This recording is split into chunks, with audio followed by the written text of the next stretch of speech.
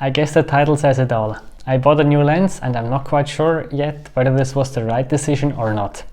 And to take away all suspension, the lens that I bought is the RF 100 to 500, and I'm not unsure whether the lens will perform good or not.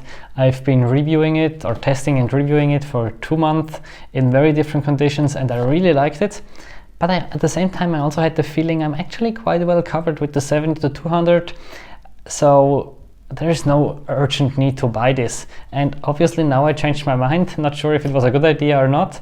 And in this video I will just talk a bit about my thoughts and why I decided to buy one now and what my fears still are.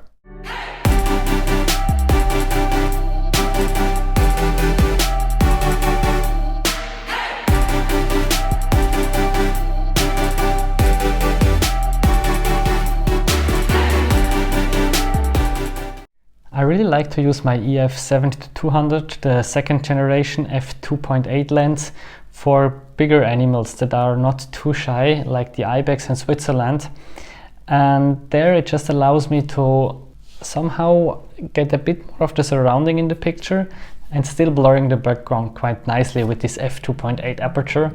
And this was actually my biggest fear now when switching to the 100 to 500, because coming from 2.8 at 200 millimeters to I think at 200 millimeters, it's either a 5 or a 5.6. That's quite a difference. That's basically 2 stops. And this was the thing holding me back for the most of the time. But there were several things that were really basically pushing me to buy this lens. And the first is obviously 70 to 200 200 millimeters as maximum is not so much of focal length. I can put a 1.4 extender, but this also takes a bit of time to put it, so I was often not doing it. And the next bigger lens I have is my 600 millimeter f4, so there's quite a gap in between these. And I was just hoping that with the 100 to 500 I have more flexibility in zooming, I'm somehow more versatile and hopefully miss less moments than before. Another point was that I was sometimes taking pictures of birds, and I was not even bringing my 70 to 200 because I thought, they will not come so close anyway. And this was true, I would not have used it at 200, but I realized that when I was recently reviewing the RF 100 to 400, which is more an entry-level lens, that I was picking it up actually more than I thought, just because there were some situations where suddenly my 600 were too much, and I preferred something in the 300 to 500 millimeter range, just from the kind of angle that it got me.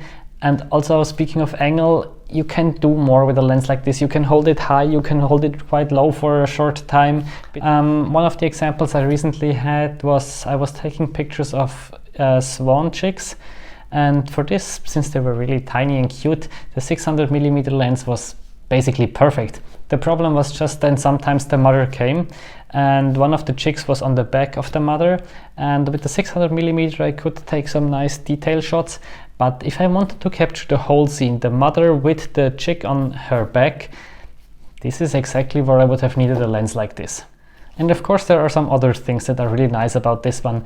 The autofocus is way better than for this lens, and the same is for the image stabilization. And this is not only nice when taking pictures, but also when doing video, because for video, especially if you handhold, it's really important to keep it as smooth as possible, and the IS here is really helping.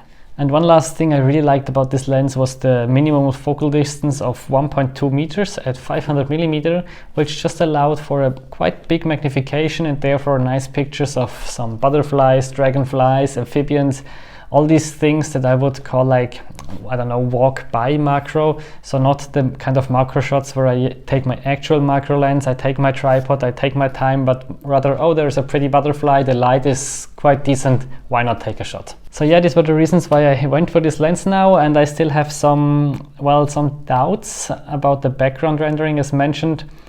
I still hope it will not be so much of a deal as for the ibex. I need to say, if I want to go for a really smooth background, I still prefer to go a bit back, take my big 600 millimeter if possible, and get a really smooth background. And when I take a bit more of the environment, well, the picture that is hanging in the other room might be an exception, but usually I don't care if you see a bit more, so I hope this should be fine. And what I tried to do last year was taking a bit more, let's say, these special light conditions when there was some backlit or some light from the side. And there it really didn't matter so much how the background looked. The light was so intense that this was just the main thing of the picture. And I was using this lens, I was really happy, but once or twice I was just thinking, now I would prefer to go a bit more than 200 millimeters. So yeah, let's see how this one will perform in these situations. My plan is not to sell this one as of right now, but rather to keep it a bit at home and use more this, and then see over the month whether I like it or not. And if I sell one of the two, or maybe keep both, I think only time will tell. So please let me know if you're also interested in these kind of videos where I share a bit my thoughts about buying gear and not only the actual gear reviews themselves. And I hope you have a nice time shooting, no matter with which lens. Bye!